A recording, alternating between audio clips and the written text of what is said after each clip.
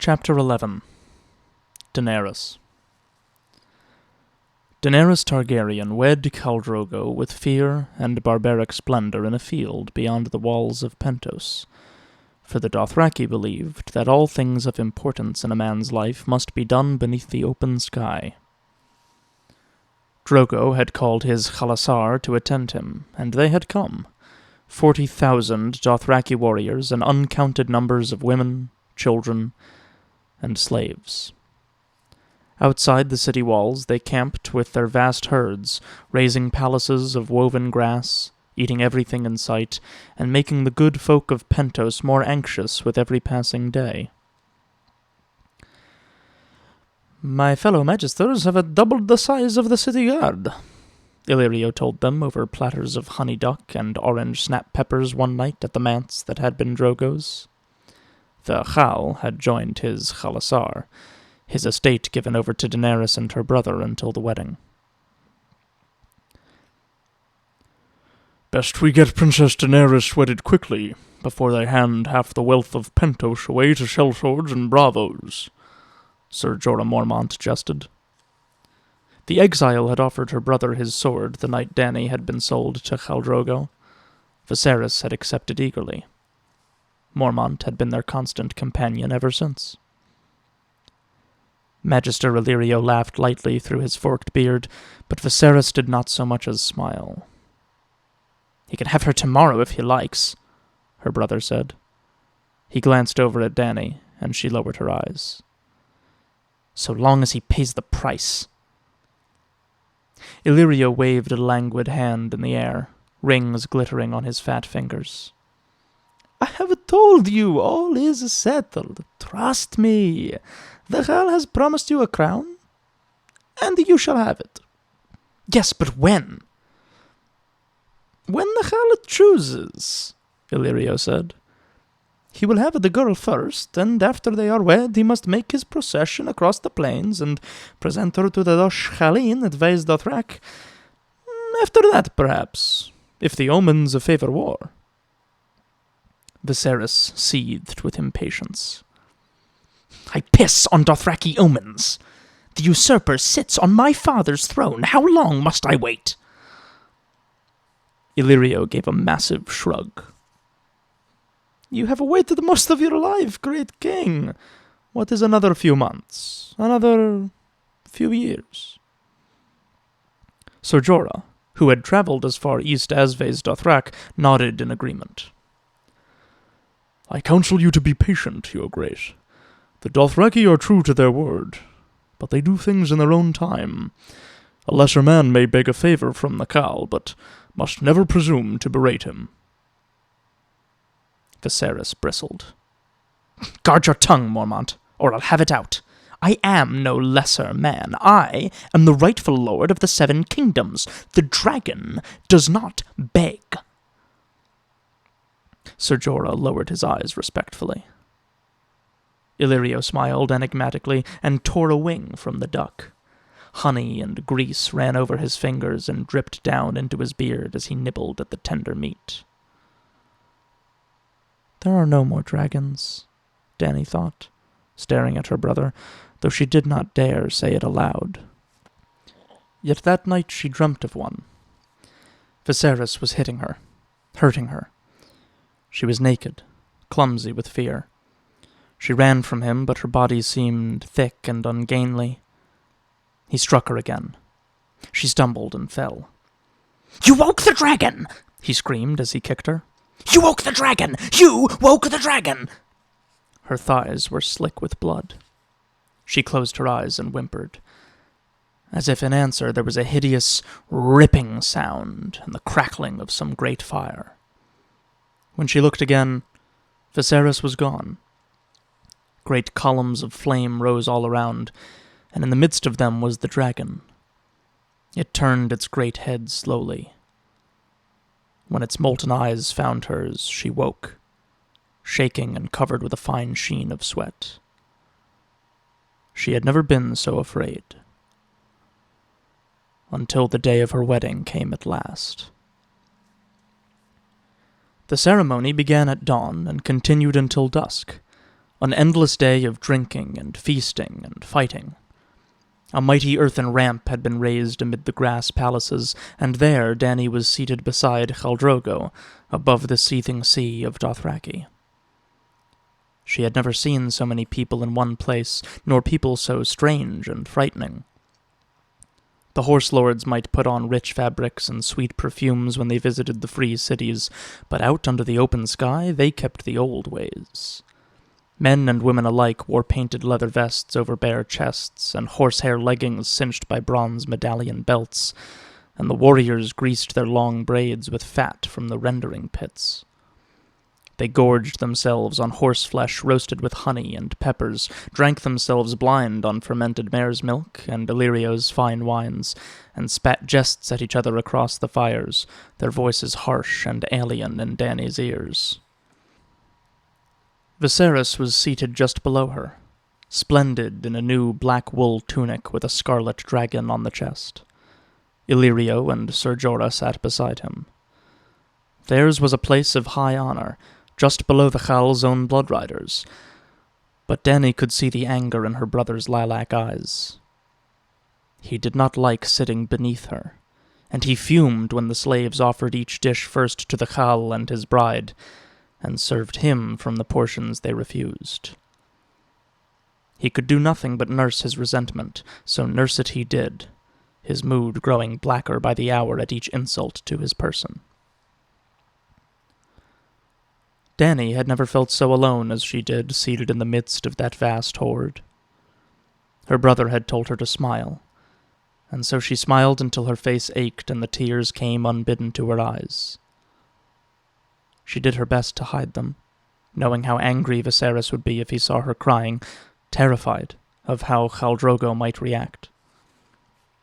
Food was brought to her, steaming joints of meat and thick black sausages and Dothraki blood pies, and later fruits and sweetgrass stews and delicate pastries from the kitchens of Pentos. But she waved it all away. Her stomach was a royal, and she knew she could keep none of it down. There was no one to talk to.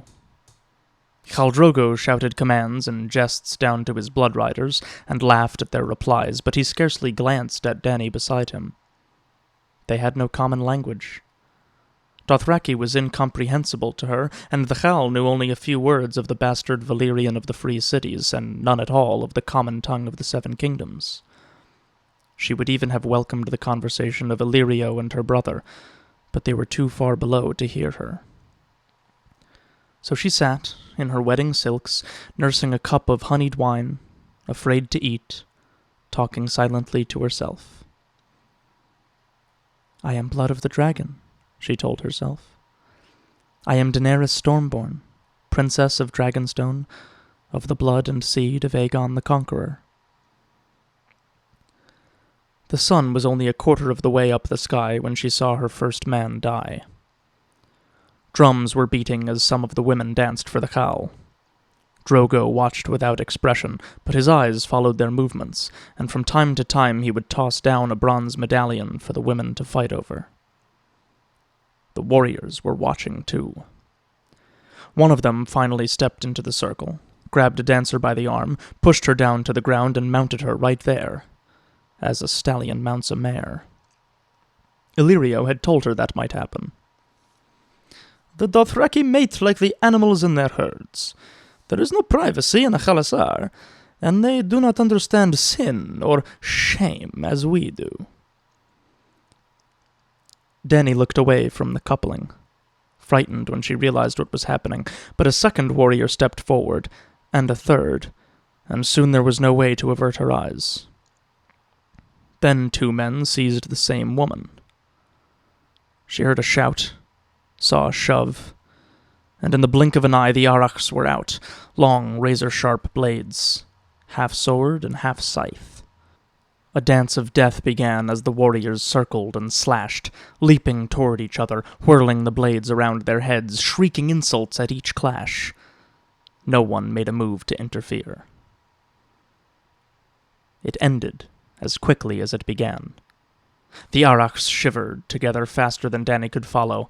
One man missed a step. The other swung his blade in a flat arc. Steel bit into flesh just above the Dothraki's waist and opened him from backbone to belly button, spilling his entrails into the dust. As the loser died, the winner took hold of the nearest woman, not even the one they had been quarreling over, and had her there and then. Slaves carried off the body, and the dancing resumed. Magister Illyrio had warned Dany about this, too. "A Dothraki wedding without at least 3 deaths is deemed a dull affair," he had said. Her wedding must have been especially blessed. Before the day was over, 12 men had died. As the hours passed, the terror grew in Dany until it was all she could do not to scream. She was afraid of the Dothraki, whose ways seemed alien and monstrous, as if they were beasts in human skins and not true men at all. She was afraid of her brother, of what he might do if she failed him. Most of all, she was afraid of what would happen tonight under the stars, when her brother gave her up to the hulking giant who sat drinking beside her with a face as still and cruel as a bronze mask. "I am the blood of the dragon," she told herself again. When at last the sun was low in the sky, Khal Drogo clapped his hands together, and the drums and the shouting and feasting came to a sudden halt. Drogo stood and pulled Dany to her feet beside him. It was time for her bride gifts. And after the gifts, she knew, after the sun had gone down, it would be time for the first ride and the consummation of her marriage. Dany tried to put the thought aside, but it would not leave her. She hugged herself to try to keep from shaking. Her brother Viserys gifted her with 3 handmaids. Dany knew they had cost him nothing. Illyrio, no doubt, had provided the girls. Irri and Jiqui were copper-skinned Dothraki with black hair and almond-shaped eyes. Doria, a fair-haired, blue-eyed Lysene girl. "These are no common servants, sweet sister," her brother told her as they were brought forward one by one. "Illyrio and I selected them personally for you. Irri will teach you riding, Jiqui the Dothraki tongue, and Doria will instruct you in the womanly arts of love." He smiled thinly. "She's very good. Illyrio and I can both swear to that." Ser Jorah Mormont apologized for his gift. "It is a small thing, my princess, but all a poor exile could afford," he said as he laid a small stack of old books before her. They were histories and songs of the 7 kingdoms, she saw, written in the common tongue. She thanked him with all her heart. Magister Illyrio murmured a command, and 4 burly slaves hurried forward, bearing between them a great cedar chest bound in bronze. When she opened it, she found piles of the finest velvets and damasks the free cities could produce. And resting on top, nestled in the soft cloth, 3 huge eggs. Dany gasped. They were the most beautiful things she had ever seen, each different than the others, patterned in such rich colors that at first she thought they were crusted with jewels, and so large it took both of her hands to hold one. She lifted it delicately, expecting that it would be made of some fine porcelain or delicate enamel, or even blown glass. But it was much heavier than that, as if it were all of a solid stone. The surface of the shell was covered with tiny scales, and as she turned the egg between her fingers, they shimmered like polished metal in the light of the setting sun. One egg was a deep green, with burnished bronze flecks that came and went depending on how Dany turned it. Another was pale cream streaked with gold. The last was black as a midnight sea, yet alive with scarlet ripples and swirls. "What are they?" she asked, her voice hushed and full of wonder. "Dragon's eggs, from the Shadowlands beyond the Shy," said Magister Illyrio. The eons have turned them to stone, yet still they burn bright with beauty. I shall treasure them always. Dany had heard tales of such eggs, but she had never seen one, nor thought to see one. It was a truly magnificent gift, though she knew that Illyrio could afford to be lavish. He had collected a fortune in horses and slaves for his part in selling her to Khal Drogo. The Khal's blood riders offered her the traditional 3 weapons, and splendid weapons they were. Hago gave her a great leather whip with a silver handle, Koholo a magnificent arach chased in gold, and Kotho a double-curved dragonbone bow taller than she was. Magister Illyrio and Ser Jorah had taught her the traditional refusals for these offerings. This is a gift worthy of a great warrior, O blood of my blood, and I am but a woman. Let my lord husband bear these in my stead. And so Khal Drogo too received his bride gifts.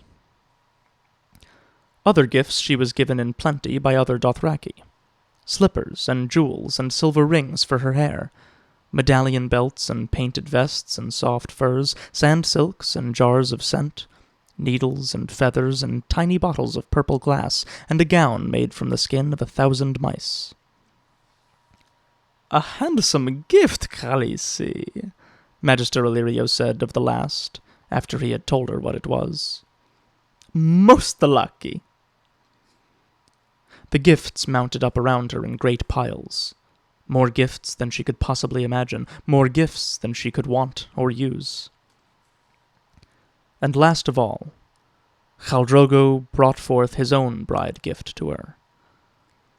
An expectant hush rippled out from the center of the camp as he left her side, growing until it had swallowed the whole Khalasar. When he returned, the dense press of Dothraki gift-givers parted before him, and he led the horse to her. She was a young filly, spirited and splendid.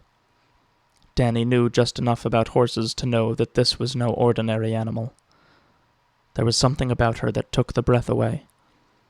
She was gray as the winter sea, with a mane like silver smoke. Hesitantly, she reached out and stroked the horse's neck, ran her fingers through the silver of her mane. Khal Drogo said something in Dothraki, and Magister Illyrio translated. "Silver? For the silver of your hair, the Khal says." "She's beautiful," Dany murmured. "She is the pride of the Khalasar," Illyrio said. "Custom decrees that the Khaleesi must ride a mount worthy of her place by the side of the Khal." Drogo stepped forward and put his hands on her waist. He lifted her up as easily as if she were a child and set her on the thin Dothraki saddle, so much smaller than the ones she was used to. Dany sat there uncertain for a moment. No one had told her about this part. "What should I do?" she asked Illyrio. It was Ser Jorah Mormont who answered. "Take the reins and ride. You need not go far." Nervously, Dany gathered the reins in her hands and slid her feet into the short stirrups. She was only a fair rider.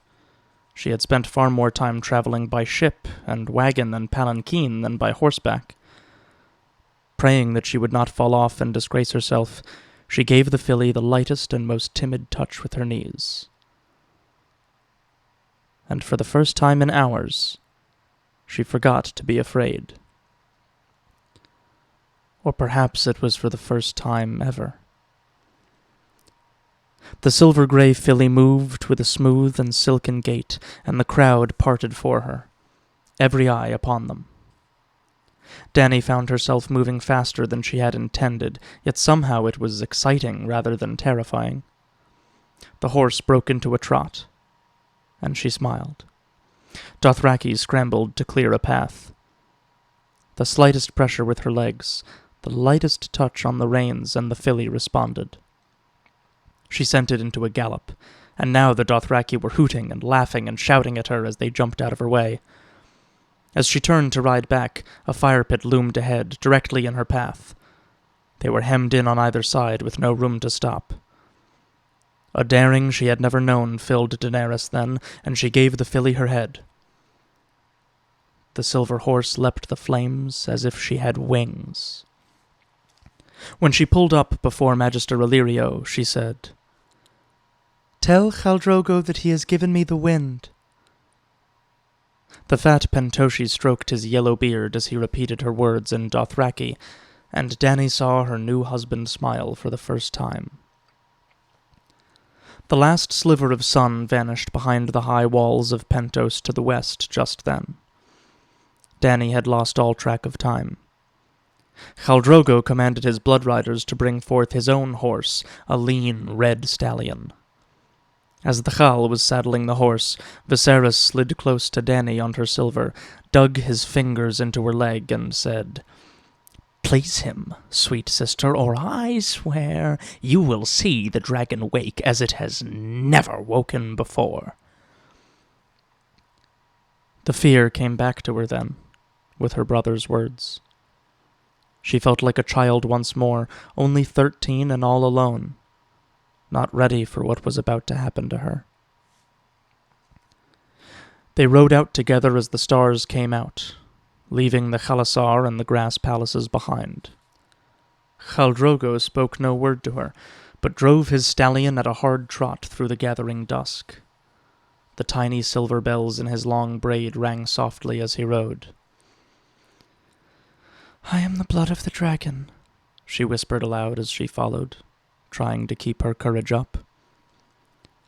"I am the blood of the dragon. I am the blood of the dragon."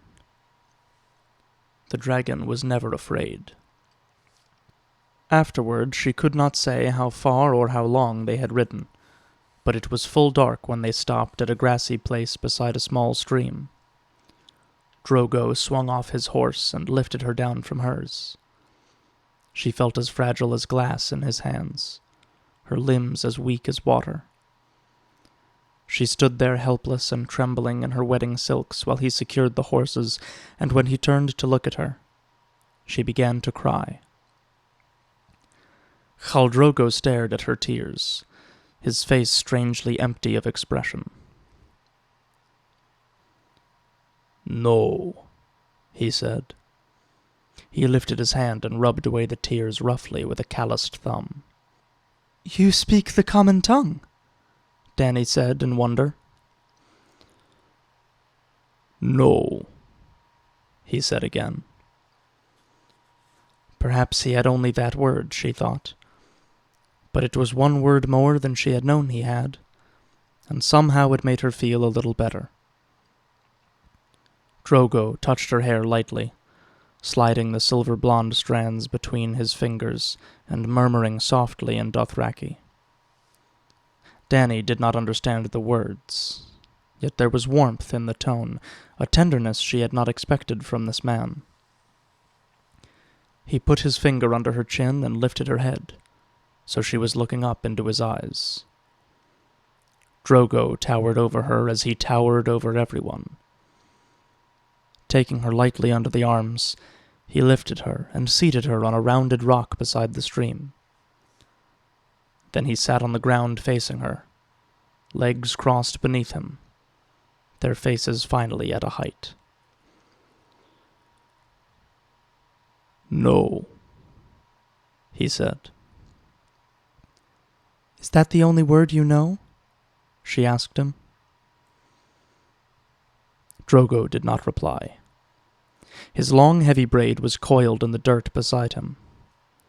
He pulled it over his right shoulder and began to remove the bells from his hair, one by one. After a moment, Dany leaned forward to help. When they were done, Drogo gestured. She understood. Slowly, carefully, she began to undo his braid. It took a long time. All the while he sat there silently, watching her. When she was done, He shook his head, and his hair spread out behind him like a river of darkness, oiled and gleaming. She had never seen hair so long, so black, so thick. Then it was his turn. He began to undress her. His fingers were deft and strangely tender. He removed her silks one by one, carefully, while Dany sat unmoving, silent, looking at his eyes. When he bared her small breasts, she could not help herself. She averted her eyes and covered herself with her hands. "No," Drogo said. He pulled her hands away from her breasts, gently but firmly, then lifted her face again to make her look at him. "No," he repeated. "No," she echoed back at him. He stood her up then and pulled her close to remove the last of her silks.